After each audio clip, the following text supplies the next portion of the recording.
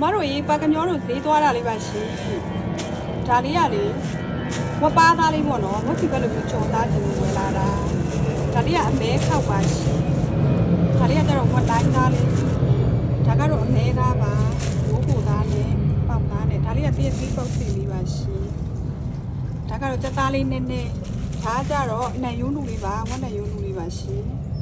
ဒါတော့ကျက်နီပါလေးပေါ့နော်သူကဥပါပါတယ်ဗိုက်ထဲမှာဥတိန်လေးတွေပါတယ်ရှင်ကျက်နီမတကဟာ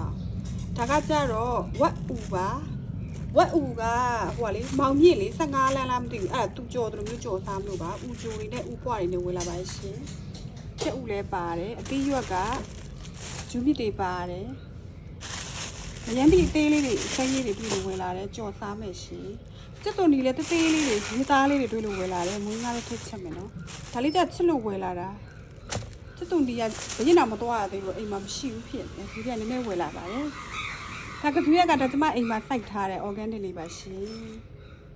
ဒီလောက်ပါပဲကျေးဇူးအများကြီးတင်ပါတယ်